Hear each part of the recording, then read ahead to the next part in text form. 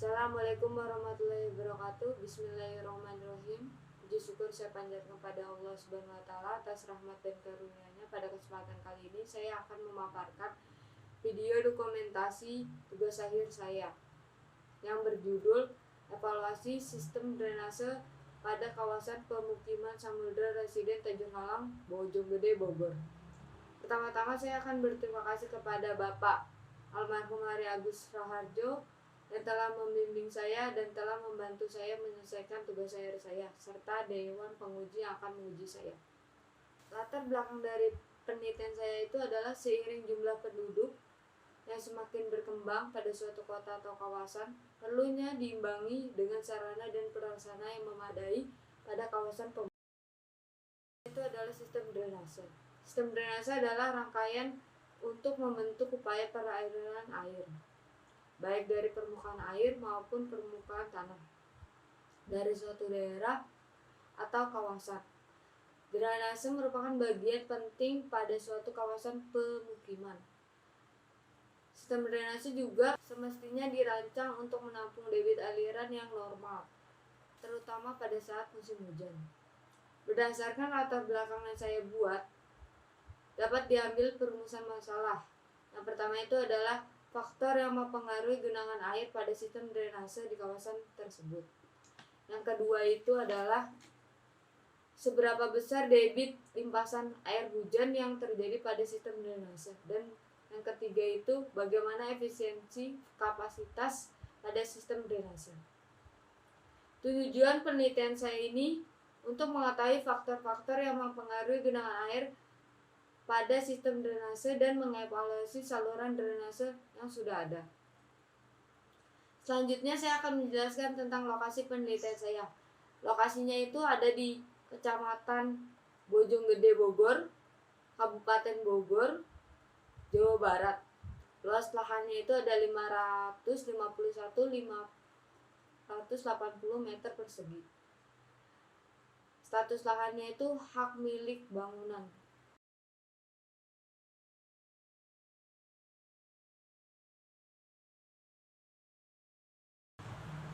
Selanjutnya saya akan menjelaskan tentang tipe-tipe drainase. Ini adalah bagan klasifikasi fasilitas peranan air hujan dari Suripin 2004. Yang pertama itu ada fasilitas perlahanan air hujan, terus dibagi menjadi dua, ada tipe penyimpanan sama tipe peresapan. Tipe penyimpanan itu terbagi dua, yaitu pertama di bagian luar lokasi dan di dalam lokasi. Sedangkan tipe peresapan itu ada parit resapan, sumur resapan, kolam resapan, dan perkerasan resapan. Di dalam tipe penyimpanan, di bagian luar itu terdapat 3 bagian, yaitu pertama ada retaining basin, ada kolam regulasi, dan taman, halaman sekolah, lahan terbuka, lahan parkir, lahan antar blok rumah, ruang terbuka, dan selanjutnya. Perencanaan debit teknis saluran drainase menurut Suripin itu mengikuti tahapan-tahapan yang meliputi debit rencana, menentukan jalur saluran, merencanakan profil memanjang saluran, merencanakan penampang melintang saluran, mengatur dan merencanakan bangunan-bangunan serta fasilitas drainase. Selanjutnya saya akan menjelaskan forward penelitian. Pertama itu ada identifikasi masalah. Identifikasi masalah itu terbagi atas 2, yaitu ada data topografi dan data hidrologi. Di dalam data topografi itu terbagi 2, yaitu pertama pengumpulan data kondisi saluran existing dan menentukan koefisien pengaliran. Di dalam data kondisi saluran existing itu dihitung kapasitas saluran drainasenya yang akan menjadi, dan perhitungan kapasitas saluran drainase dan koefisien pengaliran itu akan menghitung debit rencana. Dalam data hidrologi ini menghitung tentang curah hujan maksimum tahunan. Terus perhitungan selanjutnya itu adalah analisa frekuensi, yaitu terbagi atas 3. Yang pertama itu ada distribusi normal, ada log persen 3, ada metode Google. Perhitungan uji selanjutnya adalah perhitungan uji kecocokan, yaitu ada uji CHI kuadrat. Dalam bagian tersebut akan mencakup sebuah debit rencana. Di dalam debit rencana itu akan menganalisa evaluasi dari sistem drainasenya. Kalau misalnya dia cocok, itu akan selesai. Kalau misalnya nggak cocok, itu akan membuat redesign saluran yang baru atau membuat saluran yang lama akan diubah menjadi yang baru. Selanjutnya saya akan menjelaskan tentang data curah hujan. Data curah hujan itu yang didapat dari Badan BPS atau Badan Pusat Statistik, yang BPS ini bekerja sama dengan BMKG.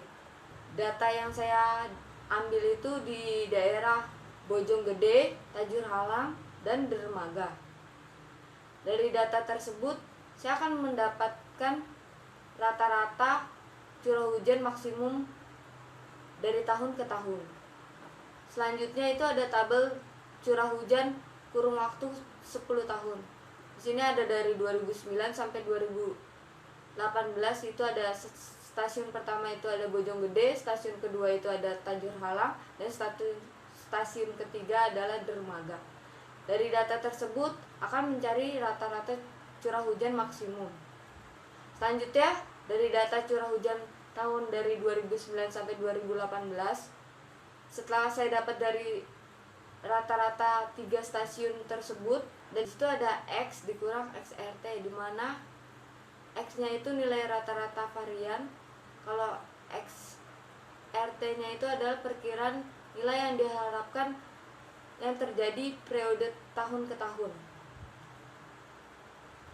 Dan di situ ada XRT X, di situ ada X dikurang SRT pangkat kedua, hanya dipangkatkan saja. Saya akan menjelaskan tentang perhitungan curah hujan rencana dengan distribusi Gumbel. Itu ada perhitungan standar deviasi, terus ada hitung faktor frekuensinya, sama menghitung hujan dalam periode tahun ke tahun. Nah, diketahui di situ ada, bisa dilihat sendiri. Nah, ini hasilnya. Ada N-nya, ada YN, ada SN, ada YT-nya. YT itu dari tahun ke tahun, misalnya dari periode tahun kedua, ke-5, ke-10, 20 hingga ke tahun 50. Lalu ada perhitungan standar deviasinya, yaitu S-nya 25, terus kemudian ada perhitungan faktor frekuensinya dari tahun kedua hingga tahun seterusnya sampai tahun ke-50. Lalu ini ada perhitungan periode dari tahun ke tahun, dari tahun kedua, ke-5, 10 hingga ke-50. Kemudian di sini ada perhitungan metode distribusi Gumbel. Ini ada tabelnya. Itu ada periode ulang dari tahun kedua sampai tahun ke-50. Di situ ada curah hujan rencananya. Selanjutnya saya akan menjelaskan tentang perhitungan curah hujan rencana dengan distribusi normal. Pertama itu standar deviasi, dan yang kedua itu menghitung curah hujan rencana atau XT. Diketahui nilainya itu didapat 5782,39, dan K yang didapat bisa dilihat di bawah ini. Itu ada tabel nilai frekuensinya dari periode ulang sama KT-nya. Terus menghitung standar deviasinya sama dengan 25. Terus menghitung dalam periode ulang tahun ke tahun itu dari tahun kedua ke-5, 10, 20 hingga ke tahun 50.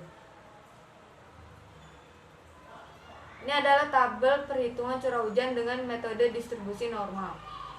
Bisa dilihat sendiri, itu sama seperti tadi dari periode ulangnya sama KT-nya. Lanjutnya itu perhitungan curah hujan rencana dengan distribusi log version 3. Pertama itu menentukan logaritma dari semua nilai varian X. Yang kedua itu menghitung nilai rata-ratanya. Yang ketiga itu menghitung nilai standar deviasi dari log X. Yang keempat itu menghitung nilai koefisien kemencengan. Selanjutnya ini ada tabel logaritmanya dari tahun 2009, 2010 hingga tahun 2018. Itu ada curah hujan, ada log X, ada log X dikurang RT, Terus ada log X dikurang log RT pangkat 2. Diketahui logaritmanya itu semua varian nilai X dan rata-ratanya log X dari tabel logaritma sama dengan 2,28067. Di sini didapatkan hasilnya itu dari nilai log X-nya itu 0,00334, dan sedangkan koefisien kemencengan atau CS itu didapat minus 0,18182. Untuk mencari nilai CS itu minus 0,18182 dan TR atau periode ulang dapat ditentukan dengan harga faktor GT. Untuk saluran log version 3 dapat dihitung dengan interpolasi pada tabel nilai K log version 3. Selanjutnya itu saya akan menjelaskan tentang tabel nilai K distribusi log version 3. Di situ ada koefisien nilai G sama periode ulang. Nilai G itu sama dengan 0 atau distribusi kembali ke distribusi log normal. Itu ada periode ulangnya juga dari tahun kedua, kelima, 10 hingga tahun ke-50. Koefisien nilai G-nya itu ada minus 0,2, ada minus 0,18 dan 0,1. Dan hasil dari tahun kedua itu didapat 0,033 di minus 0,181822 itu didapat 0,221, dan minus 0,1 itu ada 1,017. Selanjutnya saya akan menjelaskan tentang perhitungan dalam curah hujan rencana atau XT, di mana rumus yang digunakan adalah log X sama dengan log rata-rata X ditambah dengan K S log X. Pada tahun kedua itu log X tahun kedua itu didapat dengan 2,281, dan tahun selanjutnya pada tahun kelima, ke-10 dengan rumus yang sama tapi periode tahun yang berbeda. Selanjutnya itu ada perhitungan curah hujan dengan metode distribusi log version 3. Sini ada periode ulangnya sama curah hujan rata-rata yang didapat dari tahun kedua hingga tahun ke-50. Selanjutnya saya akan menjelaskan tentang uji kecocokan atau CHI kuadrat. Maksud dari uji kecocokan ini untuk menentukan apakah persamaan distribusi yang telah dipilih atau didapat mewakili distribusi statistik sampel dari data yang dianalisis. Selanjutnya ini ada perhitungan prosedur uji CHI kuadrat distribusi Gumbel dan normal. Ini ada perhitungannya. Yang pertama itu adalah urutkan data pengamatan dari besar ke kecil atau sebaliknya. Yang kedua itu ada hitung jumlah nilai K. Terus yang ketiga itu ada hitung derajat kebebasan atau DK. Yang keempat itu mencari harga X pangkat 2 CR dilihat pada derajat kebebasan atau DK dan nilai signifikan atau X. Yang kelima itu ada hitung nilai yang diharapkan atau EF. EF itu nilai yang diharapkan dan N itu jumlah data, K itu jumlah kelas. Selanjutnya itu ada yang keenam itu hitung X kuadrat CR, di mana CR-nya itu adalah koefisien Skeini. CR itu adalah koefisien Skeini, X-nya itu ada taraf signifikan, EF-nya itu nilai yang diharapkan, OF itu nilai yang dimasuki atau diamati. Yang ketujuh itu adalah perbandingan antara C kuadrat CL hasil tabel dengan C kuadrat CR dari hasil hitungan. Syaratnya itu CR C kuadrat CR dihitung kurang dari C kuadrat CR tabel. Yang kedelapan itu adalah perhitungan koefisien nilai CS, di mana CS-nya itu adalah koefisien Skenis, X-nya itu curah hujan rata-rata, X garis itu ada harga rata-rata, dan S-nya itu standar deviasi. Yang kesembilan itu ada perhitungan koefisien nilai varians atau CF. CF itu sama dengan standar deviasi dibagi dengan harga rata-ratanya. Yang ke-10 itu ada koefisien Skenis atau CK. Itu ada CK sama dengan N total dari X dikurang curah hujan rata-rata dikurang dengan harga rata-rata dipangkati 2 per N dikurang 1 dikali dengan N dikurang 2 dikali dengan N dikurang 3 dikali dengan beta. Menjelaskan tentang prosedur uji CHI kuadrat distribusi log persen 3.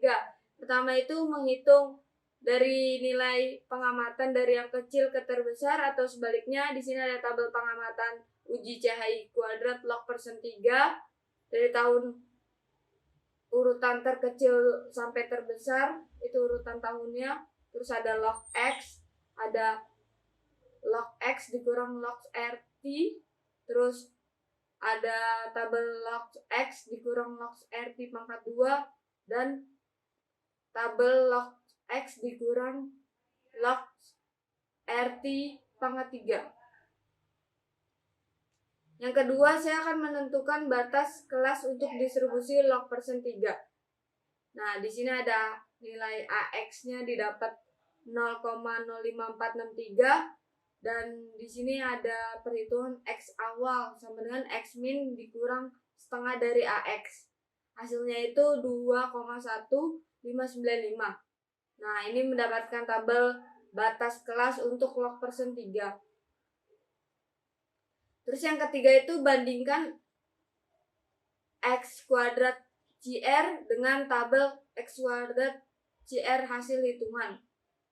Nah, itu perbandingan 5X kuadrat tabel CR 5,991, sedangkan X kuadrat CR hasil hitungan dapat 2. Syaratnya itu X kuadrat CR hitungan kurang dari X kuadrat CR tabel, atau 2 kurang dari 5,991. Sini ada tabelnya itu dari nilai kritis distribusi CHI square. Jadi kesimpulannya itu, maka distribusi log persen 3 diterima. Terus saya akan menjelaskan tentang perhitungan koefisien Skenis atau CS. Sini ada perhitungannya, bisa dilihat sendiri, dimana CS-nya itu didapatkan minus 0,1818. Untuk menentukan curah hujan yang akan dipakai, maka hasil perhitungan curah hujan rencana periode dari tahun pada 3 metode tersebut harus dianalisis dengan syarat-syarat jenis sembaran di bawah ini. Sini ada pemilih jenis sembaran, di mana ada jenis distribusi, ada syarat, hasil hitungan, dan kesimpulan. Distribusi Gumbel itu CS-nya itu kurang lebih dari 1,1396, dan hasilnya itu 0,541995 kurang dari 1,1396, dan CK-nya itu kurang lebih dari 5,4002, dan hasil yang saya dapatkan itu 0,3085. Selanjutnya saya akan menjelaskan tentang perhitungan dimensi saluran drainase. Data curah hujan yang ada adalah data curah hujan maksimum harian rata-rata, sehingga dalam perhitungan intensitas hujan menggunakan rumus dari monomet. Contohnya itu ada I sama dengan R24 per 24 dikali dengan 24 per T pangkat 2/3, hasil yang didapat 400,0195 mm per jam. Selanjutnya itu ada perhitungan intensitas hujan pada kawasan drainase yang pertama. Sini ada tahun kedua, 5, 10, 20, sampai 50. Dan nilai R yang saya dapat itu 189,881, dan TC pada tahun kedua itu saya dapat 0,26, intensitasnya itu 34,03487. Selanjutnya saya akan menjelaskan nilai koefisien aliran seluruh kawasan perumahan. Itu ada komposisi, luas, dan nilai C. Nilai C itu adalah koefisien Manning, didapat dari koefisien Manning. Itu ada atapnya, ada jalan salurannya, ada fasilitas umum, ada open space. Nah, luas atapnya itu ada 298.611. Sedangkan jalan dan saluran itu ada 158.131. Fasilitas umum luasnya itu ada 36.121. Sedangkan open space itu ada 32.141. Dimana nilai C yang didapat pada atap itu 0,9, dan pada jenis jalan dan saluran itu ada 0,6, fasilitas umum nilainya 0,25, dan open space itu didapat 0,25. Maka C gabungan itu atau nilai C itu didapatkan dari koefisien Manning. C gabungannya itu dari luas atapnya itu dikali dengan nilai C-nya, terus ditambah dengan luas jalan dan salurannya itu dikali dengan nilai C-nya, ditambah dengan fasilitas umum dikali dengan nilai C-nya, open space luasnya dikali dengan nilai C-nya, maka hasilnya 0,7535. Dan KIH-nya itu adalah laju aliran permukaan debit puncak,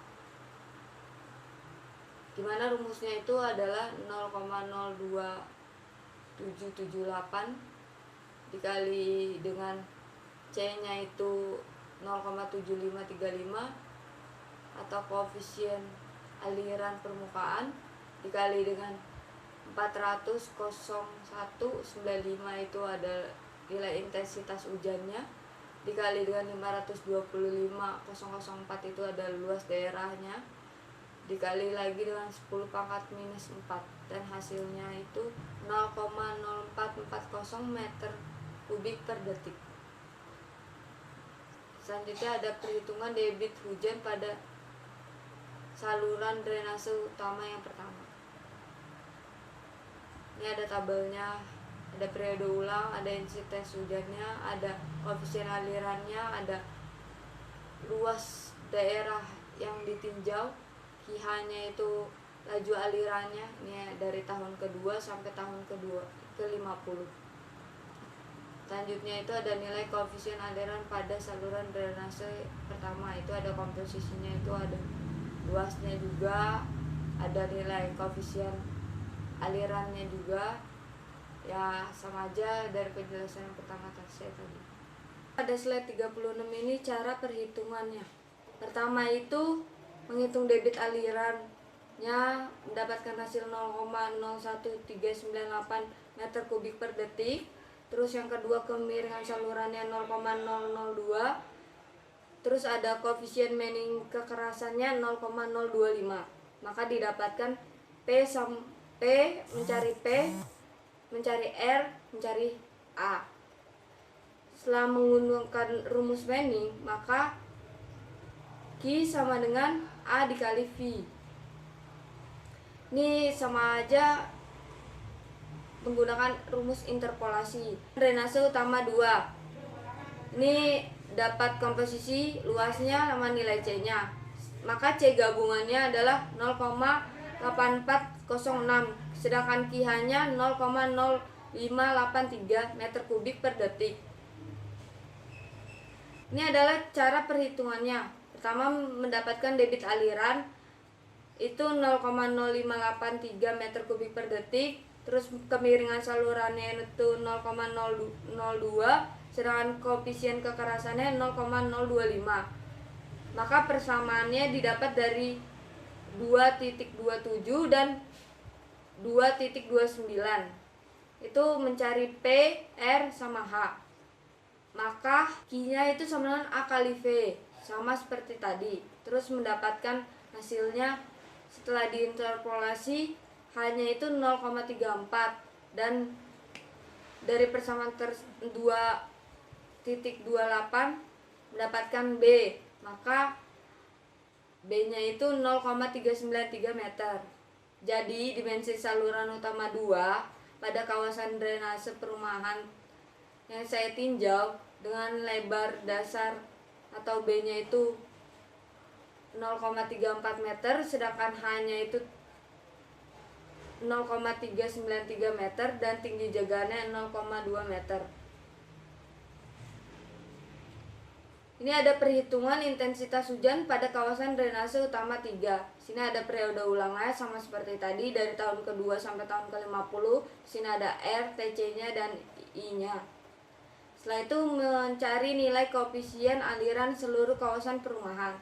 Yang seperti tadi sama, dapat C gabungannya 0,7535, Q-nya 0,0133 meter kubik per detik. Nah, di sini ada perhitungan debit hujan pada kawasan drainase utama 3. Itu ada tabel periode ulang, ada I-nya, ada C-nya, ada A-nya itu sama dengan satuannya meter persegi, ada Q-nya meter kubik per detik. Itu dari tahun ke-2 sampai tahun ke-50. Ini adalah nilai koefisien aliran pada saluran drainase utama 3. Itu mendapatkan komposisinya, luasnya, sama nilai C. Maka C gabungannya 0,82.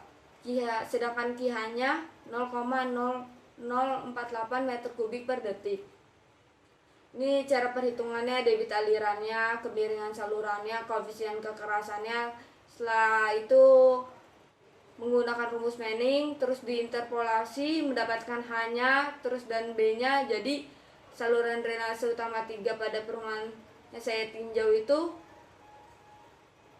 lebar dasarnya itu 0,365 meter, sedangkan B, sedangkan H-nya itu 0,3161 dan tinggi jaganya 0,2 meter.